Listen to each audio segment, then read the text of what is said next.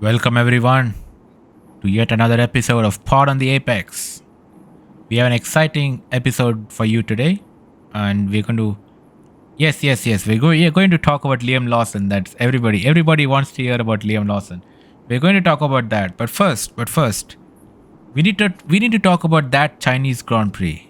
It was a sprint weekend. A lot of action happened over the weekend.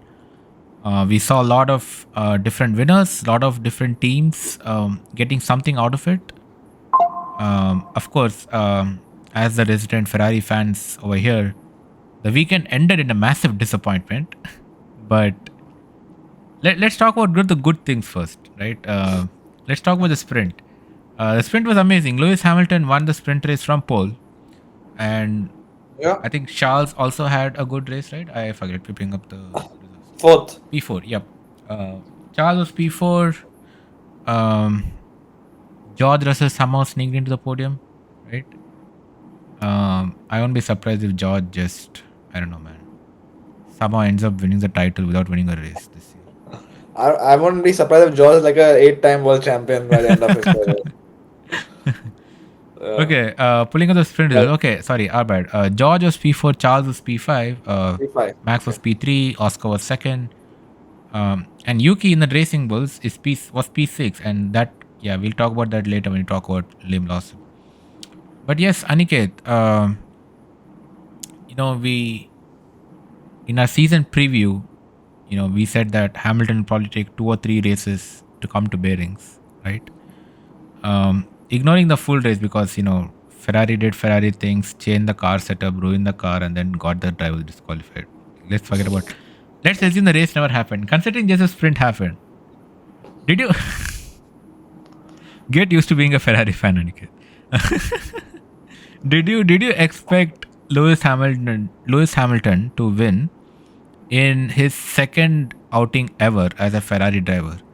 Like he's still getting used to the car, still getting used to the damn steering wheel, getting used to an Italian guy shouting in his ear, and he goes and wins the race, right? He probably still misses Bono as well, right? What 12 years of partnership with Bono? Uh, Yeah, I mean, I agree in terms of, the. We're going to talk about Ferrari more in this podcast. A lot of Ferrari here. yeah, But again, welcome to everyone who's going to be watching this podcast now or later on all the streaming platforms. So if you're not subscribed to us, do subscribe to us and also give us that 5-star reviews on all the streaming audio streaming platforms as well. And now let's get to it, right? Let's get to Ferrari having a good start of the weekend. yep, Obviously, when you asked me about Lewis Hamilton, did you think he was going to win a race in the first 2 races? No, because as we discussed, it was going to take at least a few races for him to get used to Ferrari, get used to the car as well, get used to the power unit, you know, which he's working on a new power unit for the first time in his career. So it does take time when you adjust to all these things, but he showed in that China weekend or in the on the Friday itself in practice that there was something about him and the car on Friday that was working. And then we just get to the sprint qualifying, and then he puts in lap after lap of good timings, and then suddenly in Q3 he's got the car right where he wants it, the sweet spot. And Ferrari for once have probably done no major changes to that car. They have got the setup absolutely right. And this time it was Lewis, actually having the upper hand on Charles, and that was great to see because Lewis is in second race in Ferrari while Charles has been there for a long time now. So it was a little, like surprising for me that he was able to get that pole position in qualifying, and then romp away to sprint victory. It was a dominant victory in the sprint, yep, right? Nobody came yes. except for the first few about 7 to 8 laps where Max was within a second or two behind him. Lewis started pulling away. He managed his tires exceptionally, and he obviously had the advantage of clean air. But still, you got to manage your tires, Yep. and despite that, and he was able to do that. And when Yeah, Oscar Saturday overtook was Max, very rough on the tires, and it Lewis did a was. great job on that day. And Oscar, when he overtook Max and was chasing down Lewis, there was no chasing down because Lewis by that time had extended his lead to like 7 seconds or something. And And Lewis seven kept seconds, extending his lead. It's like he kept pulling away from exactly. Oscar. And 7 seconds is a huge margin in a sprint race of only 19 laps. Yep. So brilliant job by Lewis and Ferrari, and even Charles as well. He he didn't get a setup right throughout the weekend. But he did follow, I think, Lewis's setup post qualifying and all that, and he did at least get to P5 from his starting position. And I think Ferrari, we saw that the tires were coming to them in the later half of the sprint race as well. So there was something right going on in the car at that time. But when it comes to Lewis Hamilton, he's won with McLaren, he's won with Mercedes, and now okay, he's not won a full race with Ferrari just yet, but he still won a race with Ferrari, be it a sprint race or a normal race.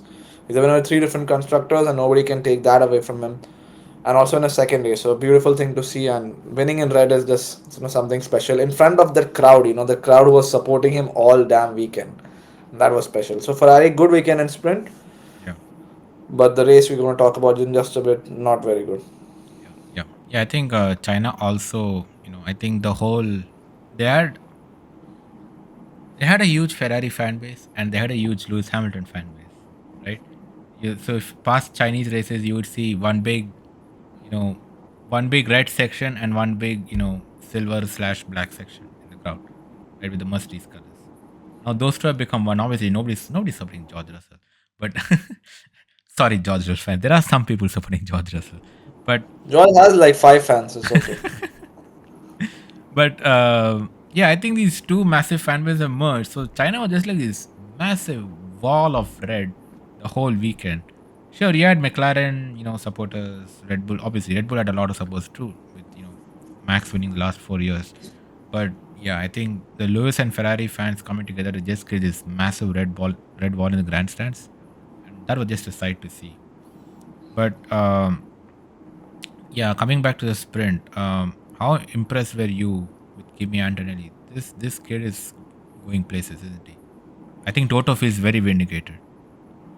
I think Kimi is developing very quickly into the driver which Mercedes thought he was going to be. He showed in the first two races, he showed in Australia in changing condition that he was very good in that condition. He drove a brilliant race to finish P4. And now, again in the sprint, he obviously there was a mistake from Lando at the start, which cost him a few places. And Kimi as well had a good start to the race. I think he finished P7. Yeah, Kimi P7. finished P7, right? And then and Lando couldn't get past him towards the end.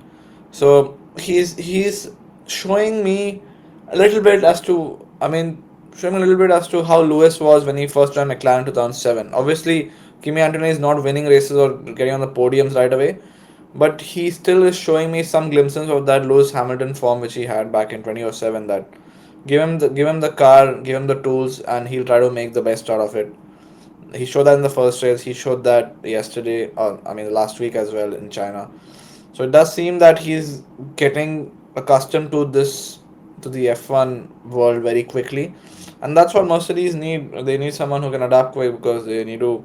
There's a new generation for them, a new era for them with George and Kimi. They've Yeah, had Lewis for a long time, and it's obviously going to take a bit of time to get that.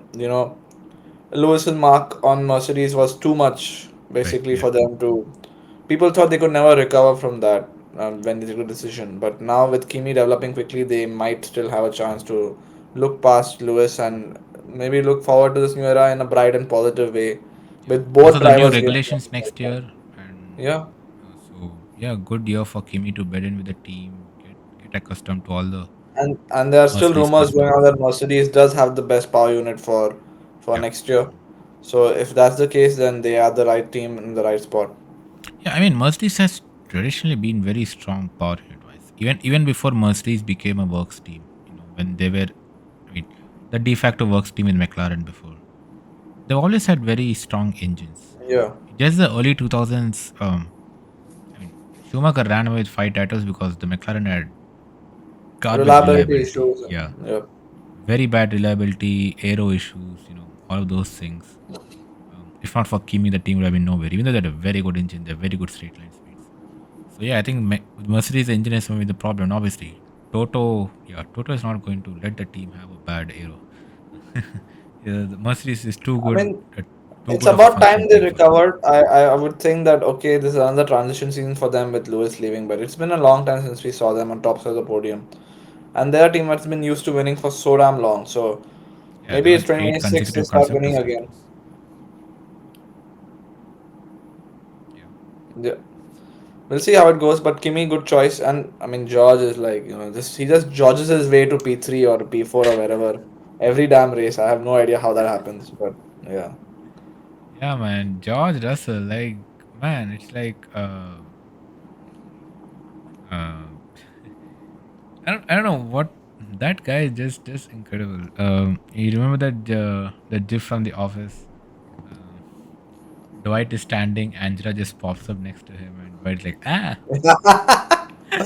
yes, We probably tried to add that in post, but that's basically what George Russell is. Comes from nowhere, P3, P2, P4, just racking up points. What is he in the yeah. championship now? What he is? I'm guessing it's He's P3. P3. Yeah, He's just 9 points behind Lando Norris and 1 point behind Max Verstappen. So yeah, yeah. I yeah. think That's yeah, George. yeah, I think the sprint was pretty much apart from that pretty standard. Uh, Nothing much to write Yeah, home except about. Lando lost a lot of points in the sprint, Hmm. finishing P8. Uh, Yeah, and and if you remember, Saturday after the sprint, there was a lot of chatter about is Lando the right man to lead McLaren and blah blah blah blah blah blah blah blah blah, and we yeah, come to the because race. Oscar had a very very strong weekend in China, and he's definitely looking like someone who could actually contend this year. Sorry, Oscar, right? Yeah, Yep, yep. Yeah. So yeah, with that we come to the race, and wow, what a result for McLaren! Like another double podium, not a double podium, a 1-2 for them, with Oscar winning and Lando on top. Sorry, Lando in P2. Fantastic, fantastic result for them. Yeah, I mean they were heading for a 1-2 in Australia as well, but circumstances made it a 1-9 instead of a 1-2. yep. But yeah, China dry conditions, no Unstoppable. externalities. Yeah, I would say the most dominant team in F1 right now, with mm, just two races gone, you feel that they could have a dominant kind of a stretch here, yeah, based on how they've been looked. They've looked over one in a race which had changing conditions in a normal dry race mhm. also. So, I mean, I don't know if the Ferrari, the Lewis win was an aberration or something, because Ferrari obviously were not that strong in the race, and we talk about why, but McLaren obviously very strong. We said that in our preseason preview. We said that in Australia as well, and we said that before China as well. So does seem like they have a car which is very good in all conditions, and two of the best drivers now on the grid, in Oscar and Lando as well. A very very confident team as well. Zach Brown is a great team principal, and Andrea Stella is a great executive, or I would No, no, say Stella is a team principal. sorry, Stella is the team Zach principal, Brown is right? So CEO. they're CEO. So they've got good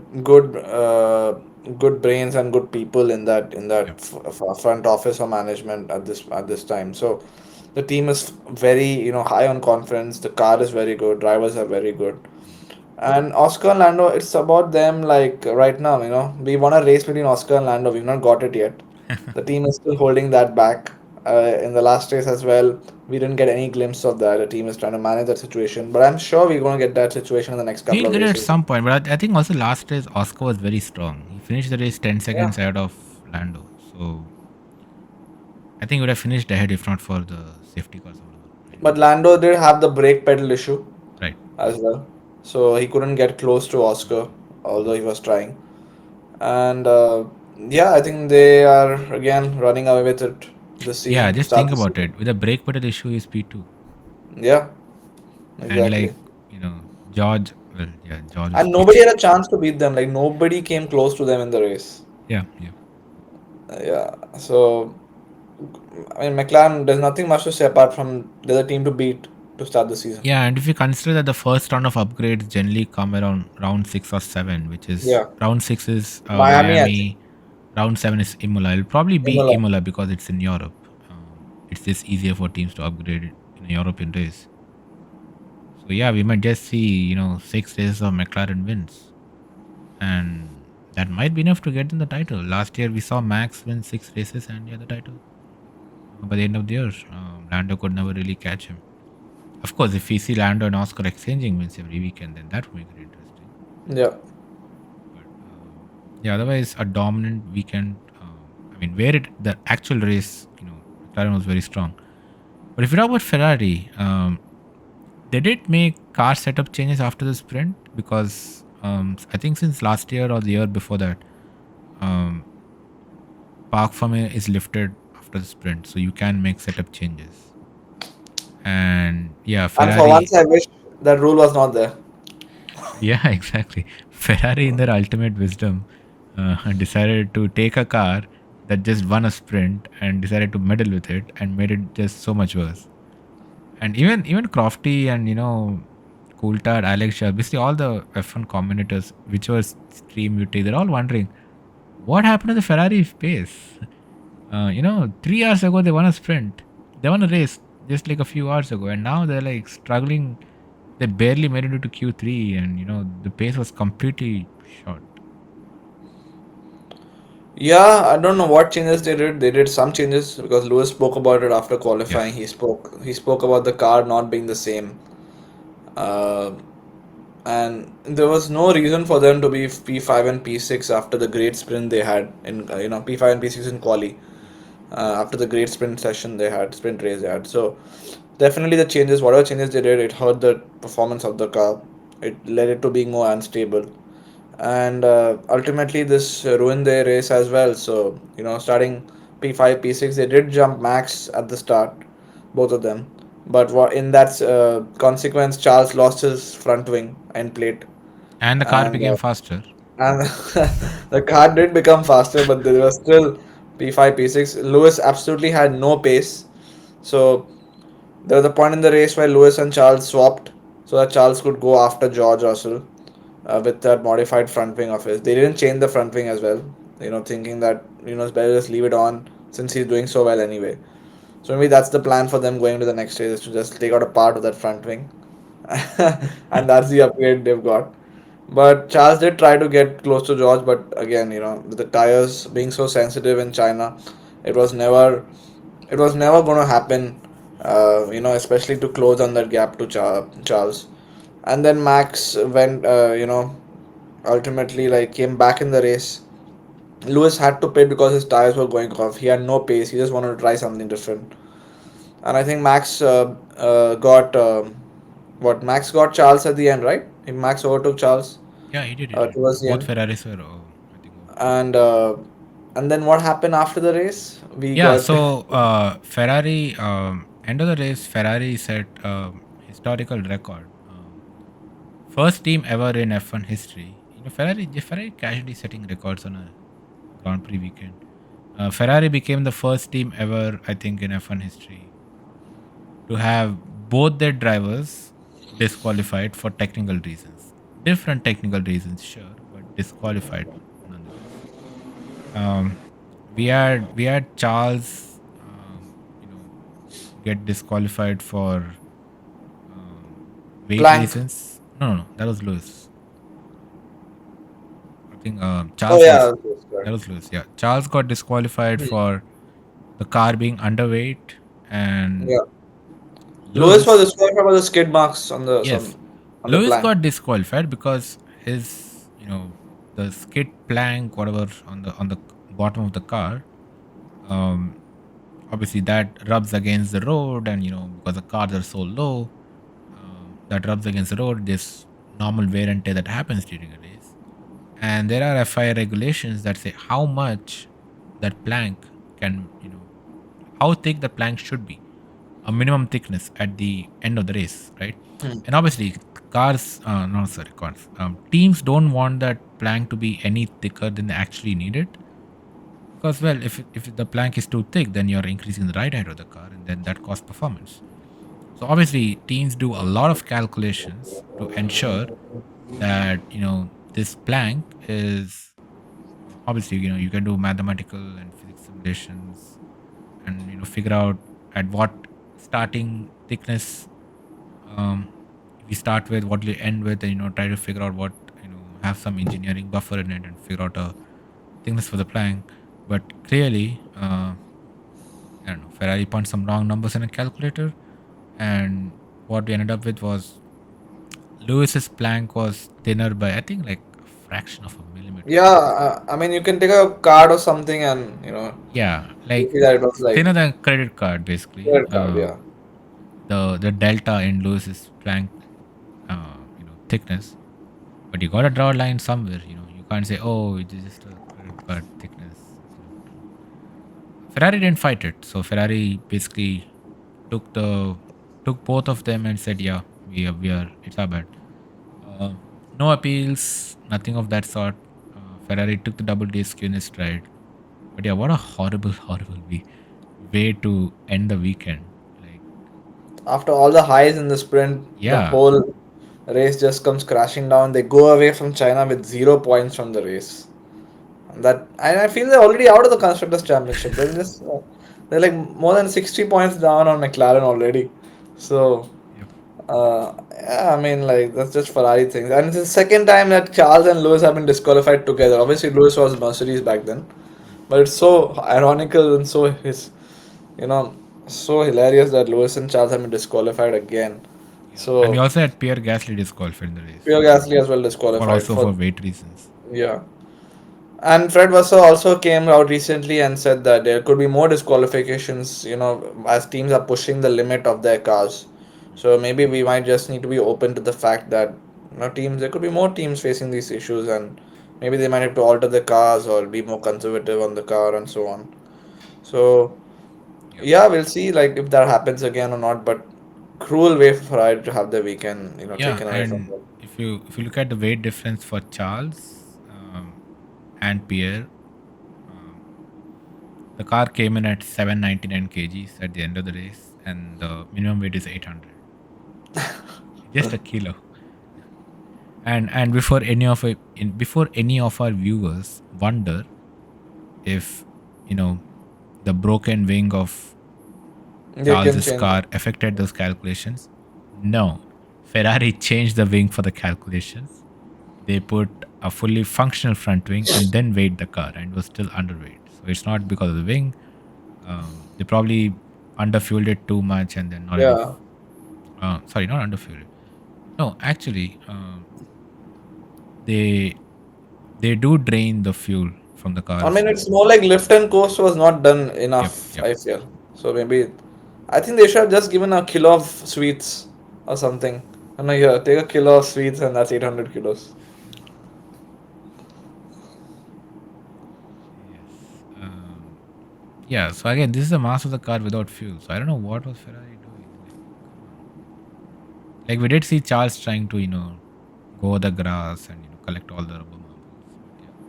But yeah. Yeah, Um, insane. I think I'm guessing that they're probably aiming for a two-stop strategy, and then but they eventually did a one-stop, so the tires just lost too Yeah, much weight. Similar to how maybe, George Russell got disqualified last year. Remember, he did a yeah, one-stop yeah. and everybody did two-stop in The Belgian. Spa, and they didn't even do a cool-down lap, so they didn't pick up He any. lost a lap. He lost a race win because of that. I mean, Yep, yep. Charles and Lewis still finished P5 and P6, but George lost a race win because of that. So Yes, and that's why it's Lewis that Hamilton had strict, two right? wins last season. Yeah. It's that strict, right? So, Yep. yeah, Ferrari found out, and I don't know. They have to recover from that. I Yep. look forward to the next few races. Obviously, confidence will be a little low in Mm. that team right now. So Japan can't come soon for them. That's what they're looking for redemption. Yes, agreed. But another, I think, with all these disqualifications that happened, the final race result threw up some surprises, Yeah, pleasant surprises, I would say. We had Williams with the double points finish in P7 and P10. Alex Albon finished P7 and Carlos Sainz finished P10. And Sainz was 20 seconds behind Albon. I hope it's just him still trying to get used to the car and a new power unit. yeah. And sure, he did race in a. Wait, did the McLaren have the Mercedes when you were McLaren? No, right? I think they had the Hon They had a Renault Renault engine. engine. Yeah. Yeah, So yeah, I hope it's just science getting used to because I mean, conventional wisdom would say he's a much better driver than Albon. yeah, But the other thing was also Haas had a double points finish, P5 and P8. Considering the heartbreak they were having at the beginning of the season for having a garbage car. Fantastic race from them. I agree. I mean, teams have to take advantage of these opportunities because they don't come by. And there's no Ferrari disqualification like every week, and there's no second Red. I mean, okay, fine. Second Red Bull have always finished out of the points, but yeah, you have another top team basically having one driver out of its points constantly. So you have to take advantage, and Haas definitely did that. They were in the dumps in the first race of the season, but thankfully they were able to come back and get points this weekend. And Williams as well. Williams we already spoke about so highly. They just going up and up and up at this point. They are there. They are probably the best of the rest at this point. Yeah. Uh, it's probably easy to say that. So great points. That's a great story, right? I mean, not to take away light from uh, Lewis's win or something like that, but when teams like Williams and Haas are having double point scoring finishes, it's like a great sign for F1 or Yes. something. So, and a great confidence booster to these teams also because that doesn't happen too often. And you know what also doesn't happen too often? At this point in the Drivers' Championship, Lance Stroll has more points than both Lewis Hamilton and Charles Leclerc. I mean, I could score more points than Lewis and Charles at this point because of Ferrari's dumb mistake. If I put me in a Mercedes or something, I'll be. No, man. Yeah, what to do? I don't know. We have to talk about maybe once we reach Japan and hopefully Ferrari had a good race there last year, so we'll see how it goes this time. Yeah. But yeah, but we now spoke about Max. I think Max did have a good race apart from. I mean, he did start off very sluggishly that race. He was way behind, and then he finally caught up to the back of the Ferraris, and then he got past Charles to get back to P4. Mm. So the one Red Bull which is doing well from the last 4 years, it's just Max Verstappen. Yep. Yep. Yeah, we'll talk more about Max and Red Bull when we come to Lawson. But yeah, before we wrap up China, uh, have you noticed one thing so far this season? In the two races, just ignore the sprint for a moment, but in the two races that we had, Fernando Alonso has double DNF'd. Hmm. And in the sprint, he finished, but he was out of the points. Yeah. And Lance Stroll has beaten him every session, I think. Or basically, fine. I'm not checking qualifying now, but basically every race result this season, Lance Stroll has beaten him. Lance Stroll actually has 10 points this season. Um, Fernando couldn't finish the two races, and he was out of the points in the sprint. So I know it's too early, right? I don't want to jump to conclusions, but it begs the question: is Fernando Alonso finally starting to show his age? If he's unable to beat Lance Stroll, I mean, nothing against Lance, he's a great guy, but Fernando had his number for the past few seasons, right? So yeah, what do you think, Aniket? Yeah, I mean, I don't know if the age is showing or not, but Lance definitely has the upper hand on him right now. It seems that the car is suiting more towards Lance than Fernando at this point. So maybe Newey has some impact on this. Maybe his plan is to build a car that suits Lance more than Fernando or something. But I don't know. Like whenever we talk something like this about Fernando, he suddenly comes up with a piece, point scoring Yeah. finish in the next race or something. I mean I don't know. I'm just guessing. I don't want to defend that guy because it's not like I like him or something. But let's wait for a few more races because we just had two races in the season. So let's give him the benefit of the doubt. Let's wait till probably the race 6 or something and see. Because Lance obviously has his number right now, and it's good to see because people never give credit to Lance because they always thought he's just there because of his father. Yep. But now when he's putting on good performances, I feel that it's people F1 fans like us should definitely give him some credit as well because he's been able to put that car to places where probably it shouldn't go to. Mm. So good on Lance to get that finally, going, and for people also to respect him Yeah. Yeah. because he's been like disrespected quite a lot in his F1 Yes. career already. Agreed. Agreed. Yeah, and Yeah, I think that's what for China. Oh yes, Kimi again, great result in China. The full race as well. P6, Yeah, showing a lot of promise. I think. he was P8 before the Ferrari disqualification, but Yeah. yeah, P6 is another, yeah, boost. So yeah, I think he's probably the rookie that impressed the most this weekend. Kimi Antonelli. Yeah, I would agree. I would agree. I mean, Isaac Haja did not. I don't know what position he. I don't remember what position he'd finished. He was No, he outside the top 10? Isaac Hadja. He was P11.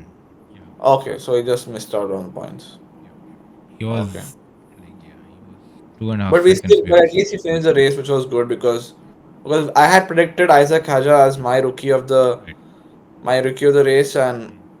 I don't know if that's true right now because he did not finish ahead of Kimi, but at least he got his first race under his belt, which Yep. is a great sign. He's got that pressure off him now. Right.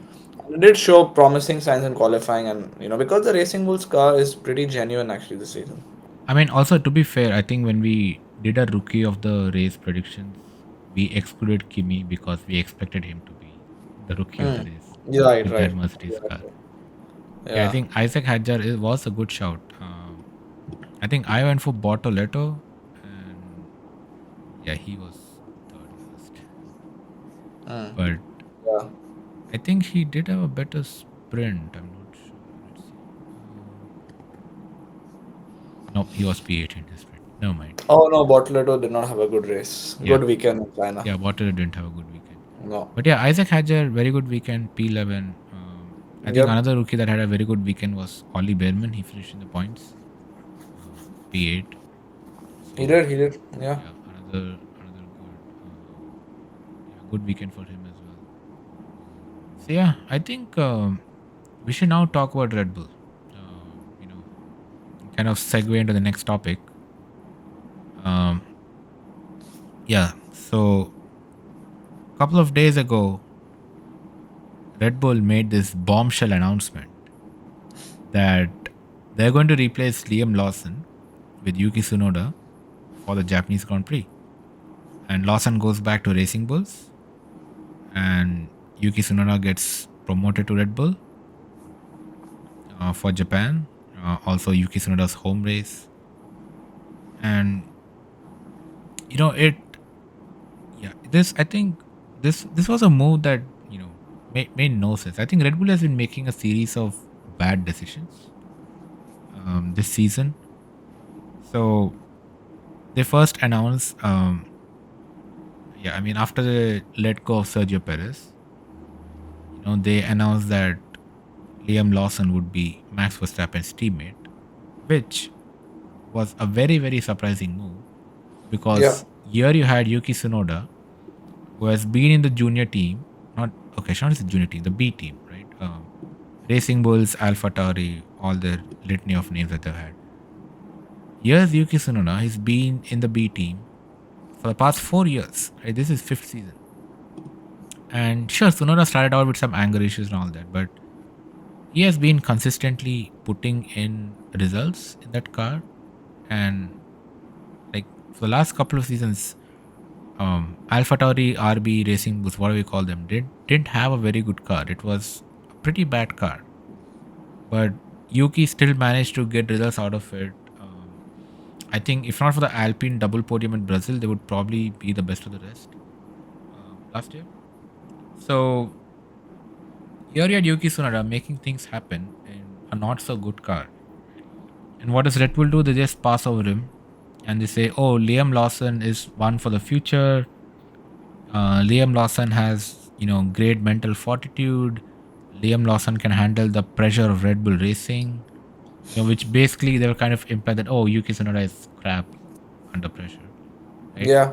It was a lot of obviously there's a lot of judgment on Yuki Tsunoda as well, and Red Bull like honor Red Bull. I mean the leadership was basically saying, "Oh yeah, Liam Lawson wants for the future. We believe in Liam Lawson." They threw Tsunoda under the bus for his anger issues and all that nonsense. And they were like, "Yeah, we'll give Liam Lawson time. We know that the Red Bull is, the car is a bit cranky because of the it's more built for Max rather than a generic driver. Blah blah blah blah blah blah blah blah blah. Two races happen. Obviously, Liam Lawson has been having a very tough time because he has raced in two circuits where he has not raced before in a car that is built for a freak of nature. And so yeah, he finished last or close to last or whatever. He did get some good overtakes, I think, in the sprint. But yeah, and then what they do, they just bin him now. So yeah, I know Aniket, when you did the shot, you said that Yeah, Sonoda does deserve this. I mean, I agree. It's like I think even in season preview we kind of talked about why Sonoda did not get this seat. Like he should have been that driver from day one. But when you pick another driver, like you pick Liam Lawson, right? At least give him the half a season you gave Gasly, right? I agree. So yeah, Yeah, massive. Firstly, massive mistake from Red Bull to actually bring Liam in the first place. We were all crying as to why Tsunoda didn't get that call because he was the one who was a better driver, the one better suited to the team as well. He was almost ready. He was like more or less ready to make that jump into the A team, but they gave Liam Lawson that seat instead. So obviously, none of the people liked it. None of the F1 fans liked it or could fathom why they did that. There were a lot of issues that in Red Bull, in the Red Bull management. A lot of people felt that they didn't want to take on a Japanese driver and so on, and a lot of injustice was brought upon the decision as well. So it does seem that it's finally worked out to what it should have in the first place, which is Yuki Tsunoda in that seat instead of Liam Lawson.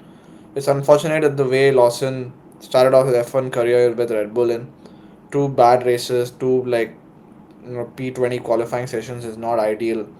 And I agree he should have got a little more time, but Red Bull were very desperate in this fact that they felt that this is the guy who is not going to take us to the next level already. I mean, two races in, they've already decided that this is not the guy for us, and they just, they just demoted him with effect yeah, from the last week, and got Sonoda in. So it was like an extremely fast decision. I mean, it's even faster than Max wrapping up the championship last year, right? In two races, they've like basically like fired Lawson and told him to go back to the B team, which is crazy. So yeah, I think Liam does get the chance of less pressure now. There was a lot of pressure in that Red Bull seconds. He always is, but now he can go back to Racing Bulls, be his natural self, and probably get better results than he would ever have had at Red Bull. But Yuki Tsunoda, on the other hand, we felt that he was the one who was ready to take the step up, and we hope that his first race is going to be in his home race in Japan. So we'll see like how it goes. We hope that at least like he gets it in the points. Right, the minimum expectation from any second Red Bull driver or Red Bull second driver is to get it in the points. So if Sunoda does get in the points, I mean, he's probably done a miracle because it's been so long since I felt that a second Red Bull driver finished in the top 10, right? It's been Max who is winning on the podium, but the second Red Bull driver is nowhere to be found. So it's crazy that we're talking about this after so many years again and again. It's a repetitive topic. So we'll see how it goes. Sonoda, he's got the entire backing of Japan behind him. Red Bull still are using Honda engines. So, uh, yeah, yeah. It feels like that second Red Bull seat is a career killer. And I mean, even Liam Lawson, right?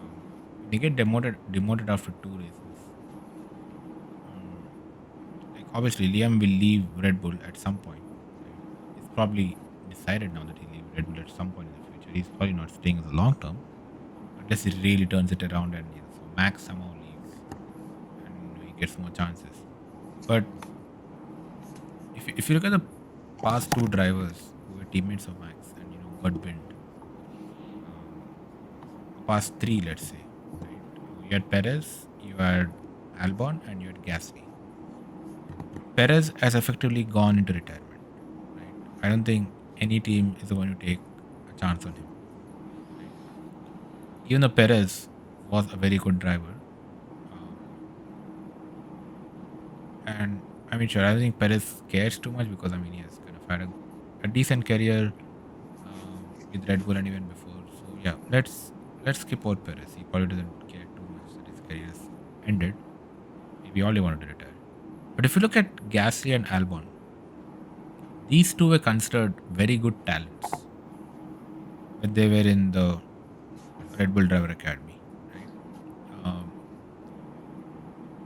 both Albon and Gasly, sure, they were sure nobody was thinking they're going to be a Lando Norris or a Oscar Piastri or a Max Verstappen or not a Charles Leclerc or whatever. But Gasly and sorry, Gasly and Albon, I'm sorry, but Gasly and Albon were thought to be very good prospects for the future. And each of them goes up against Max. Gasly lasted half a season, Albon lasted 1.5 seasons. Yeah. And where are they today, right? Albon is at Williams, Gasly is at Alpine. No top team will take a chance on them, right? Let's say tomorrow, magically, let's say for some reason, Lewis Hamilton and Charles Leclerc both leave Ferrari, right? Let's say they're like, hey, this Ferrari is crap, we don't care. Both of us are going to retire and we'll chill in Monaco And playing with. Charles retiring Ferrari frustrated him so much. No, I just want to create a thought experiment. Let's assume both drivers, leave Ferrari. They're like, oh, we'll do Le Mans, screw F1, screw Ferrari, whatever it is, right? And you have two empty driver seats in Ferrari, right? I don't think Ferrari will pick either of Albon or Gasly for those two seats. And that's what I'm trying to say, that this Red Bull seat is a career killer. And It that's is. what I fear for Liam Lawson now, right? I mean, sure, he went back to Racing Bulls. He'll probably have a few good seasons at Racing Bulls, get some points finishes, make Racing Bulls a decent midfield team. But at some point, he'll have his eye on the main Red Bull seat. And Red Bull is probably never promoting him again. I mean, I hope I'm proven wrong. But assuming Lawson does well for a couple seasons, and Red Bull is like, no, you were not good in that car. Max is still our lead driver. You're going to suck again. And Lawson is like, I'm going to look outside. Who's taking him, right? I don't see like a Mercedes or a Ferrari, waiting to. Even if they have a vacancy, right? Let's say Mercedes bins Antonelli because it's not good. Are they taking Liam Lawson? I highly doubt it. Yeah, I mean that's the situation we are in. Red Bull don't are not able to sort out that second driver issue. They don't have an idea of what to do. They just keep on flip flopping Yeah. now and then. But with Sonoda, I mean, hopefully there is finally a conclusion to that. There are a lot of hopes for him to finally be that second Red Bull driver who will help them to get points regularly in that second seat, because nobody has been able to do that since Perez. Perez's first couple of seasons in Red Bull, and even before that, Albon and Gasly were like not like regular point scorers. They would have been point scorers, but it was like not like not competing for podium, not P5 types of scorers. So And there's a Lewis lot kept of bumping into pressure. Albon all the time. That is also true. So a lot of pressure on Yuki Tsunoda, but Yeah. he's someone who I feel would be able to take on that challenge. And he's been driving the racing bulls again to places where it should not be. Yep. So he's got the confidence of that, and at least he starts off his Red Bull career in his home weekend or in his home Grand Prix. That will give him a kind of a morale booster, or more confidence as well. So we'll see how it goes. We'll keep a tab on how that second seed is going on, and as you said in the shot, we'll see if they have to churn even another driver after this. So that'll be that'll be so crazy. But yeah, I think we'll see how it goes. So Aniket, are we going to see the Honey Badger back in Red Bull this year? Oh, I think the Honey Badger is definitely done with F1. I don't think he's back. No, the reason I say is, Ricardo was supposedly a driver who liked the car this way, like how Max likes it. And if you recall Ricardo's time in Red Bull after Max joined, Ricardo did have great races. Ricardo had a great time. Ricardo only left because he wanted to be the alpha, right? He wanted to be the number one driver, and Red Bull obviously were not going to budge from Max Verstappen. So it's why Ricardo left, and he could never adjust to a car that was not as sensitive as the Red Bull. It's ironic, right? He sucked in all the cars that were not Red Bulls, including Racing Bulls, and which is funny. It's such a cranky car that such few drivers can even handle it. And Red Bull was so confident that Liam Lawson would be able to handle such a car, and they seem to have lost confidence in two races flat. So yeah, it's definitely a very very weird time to be if you're a Red Bull driver. Um, Yep. and supposedly even Max is unhappy with the car. You know, Max is unhappy with the decision, I feel. Not with, I mean, obviously he's unhappy with the car because of how it's performing. yeah, But there was a post from, I think, Giro Vandergara on, right, right. how like, how harsh or unjust this was, and he liked that post. He And liked that apparently, post. Yeah, as we spoke about off air, there were a lot of reports being cooked that Max wants to leave Red Bull because yes, of this and so on. So uh, I mean, that's something to keep an eye out for.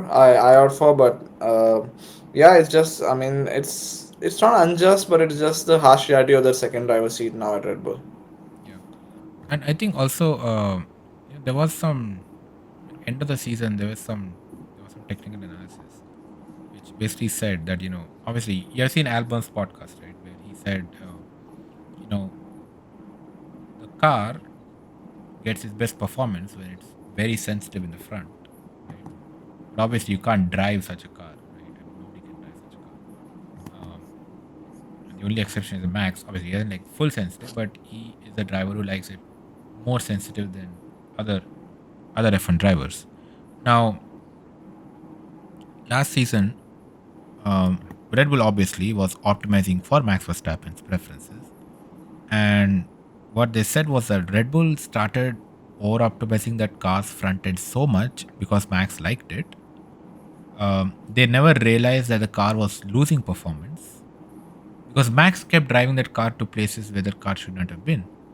And second half, we saw Red Bull, even Max was not able to drive that car to a win or anything, right? We saw Red Bull have a steep drop off in performance. Max kept complaining. Red Bull's engineers went back to the drawing board, changed that car, removed some of that front end. And we saw Max again win races at the end, right? He won Brazil, I think, but he also had podiums and other such things at the end. Basically, Red Bull became strong. And it seems this year they've repeated that mistake again. That car is again way too front heavy. Max hates it. I think Max also said in an interview, right? He seemed to imply that Red Bull is not listening to him for the That was past. last year. Yeah, yeah. Right, that interview is has come out again. So yeah, and yeah, and now there's all this chatter about Max Verstappen going to Mercedes. Do you think the seat is cursed till Verstappen remains in Red Bull, the second seat? I don't know, like, we hope Sonora does change it from curse to uncurse, but Yeah. for I now it mean, we definitely thought does that seem with like Perez there's as a voodoo well, but charm on that. then we thought that Like with a voodoo Perez spell too, on the but second seat. Red Bull kept improving that car so much that Perez couldn't drive it at all. Yeah. I really don't know what's going to be in store for Sonora. I hope he's ready for it. Yeah, So, yeah, we'll see how we'll probably look. Okay, so what we are going to do it like in a two races. In two races, we'll know whether he's going to stick out or not. So we have a two race benchmark for Sonora. So we'll see how it goes. yeah. I mean, I think to After, be fair, it's going to be longer than that because Honda is probably pumping in a lot of money for Yuki Tsunoda. That's the other thing with Liam Lawson. He didn't have sponsors, right? He's not a hmm. paid driver, not any big backing. Um, but yeah, it's really going to be interesting. Also, Yuki Tsunoda's contract gets over this year, so even if he sticks around the whole season, is Red Bull going to extend him, or bring back Liam Lawson next year, or bring Isaac Hadjar onto that seat? Yeah, we don't know. Yeah. Just filter it and repeat the cycle. Yes. Yeah. It's always such a trip with Red Bull, man. We thought Perez was a solution, but yeah, that. Do you think Toto feels vindicated now, Aniket? Yeah, I do. Toto should release Yeah, those printouts. he should. He should. I know. I mean, I always thought Toto made more sense than what Honor was saying. So Yeah, yeah, I mean, Toto Horner's obviously probably. defending the team. He's obviously not going to Yeah. say, "Oh yeah, we agree with Sergio thinking that the car is garbage," when your lead driver is winning races for fun every weekend. Yeah, that scene still cracks me up, and it's so true. But Yeah, yeah, yeah, and like Horner says, "Change your bleep car," and they're like, "Ah, yeah, actually, you're right, just for yourself." yep. Yeah, I think with that, enough talking about Red Bull. I think, yeah, I guess that's it for today. Obviously, we'll be back next week to preview Japan, and yeah, considering the state of the paddock, we'll probably have more drama by then. Like it There's already not a feels like single Shanghai was like ages ago. there's not a single week that goes without F1 having some kind of circus ongoing. So you Yeah, never know what's going to happen again next week. But as Pathu said, we'll be back with a couple of more videos. We'll do some throwback kind of stuff also when we look back at a couple of past races in Japan and put it up on our feed as well. So stay tuned for that. And a full Japan preview will also be coming up soon. yeah. Yes. So thanks everyone for tuning in. We are Pod on the Apex, and we'll catch you next time.